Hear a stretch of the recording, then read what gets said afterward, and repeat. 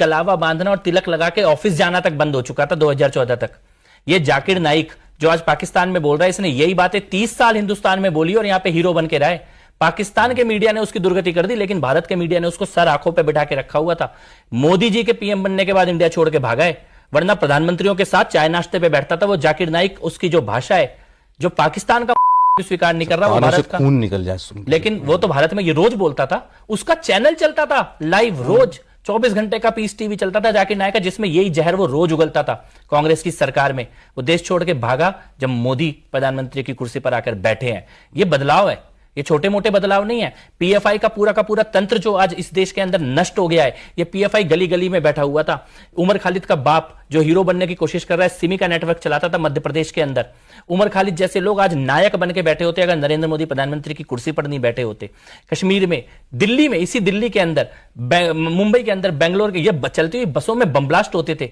वहां से लेके आज हम यहां पे आए हैं कि हम आज ये बात कर रहे हैं, इन चीजों के बारे में संवाद कर रहे हैं। और जब बम ब्लास्ट हुए मुंबई में, तो मुंबई में शरद पवार झूठा कि इलाके में बम ब्लास्ट हुआ, इसकी झूठी प्रेस कॉन्फ्रेंस किया मीडिया के सामने आके कि हिंदू की सो कॉल्ड यूनिटी बनी रहे और अपनी जनता को सच तक बताने से हिम्मत देखिए। उसके बाद कुछ समय बाद एक्सेप्ट किया, खुद एक्सेप्ट किया कैमरे पर कि मैंने झूठ बोला। ये राजनीति थी। वहां से आज हम यहां पे आए हैं जहां इस देश का प्रधानमंत्री कैमरे पे ये बात बोल रहे हैं कि बटेंगे तो सामने वाला महफिल सजाएगा।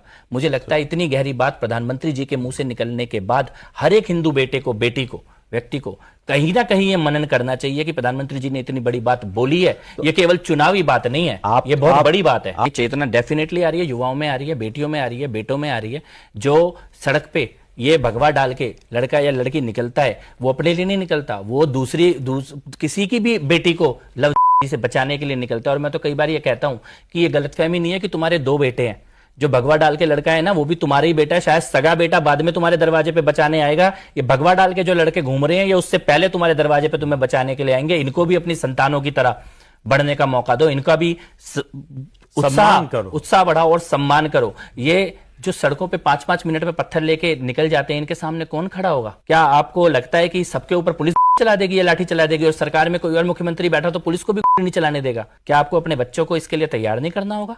क्या इसके बारे में बात करना कम्युनलिज्म है? इसके बारे में बात करना है कि कल कोई तुम्हारा घर जलाने आए तो उसके लिए चार बच्चे तुम्हारे तैयार होने चाहिए गली मोहल्ले के, जो उसको कम से कम रोकने के लिए तैयार हो।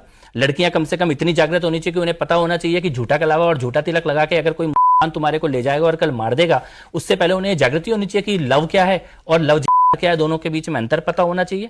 ये जनजागृति का काम कई स्तरों पे हो रहा है देश में, और केवल हम नहीं कर रहे हैं। जिसको समझ में आता जा रहा है उसको ये चेतना आ रही है। जिसको आज नहीं आ रहा उसको कल आएगा, और जिसको कल नहीं आएगा किसी कीमत को चुकाने के बाद आएगा। ये राजनीतिक मुद्दा नहीं है, ये चुनावी बात नहीं है। चुनाव में कौन जीतेगा हारेगा इससे इसका फैसला नहीं होना है।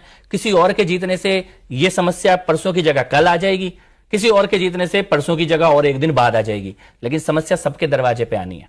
इससे बच के निकलने का कोई रास्ता नहीं है, केवल एकमात्र रास्ता है इसका सामना करने का।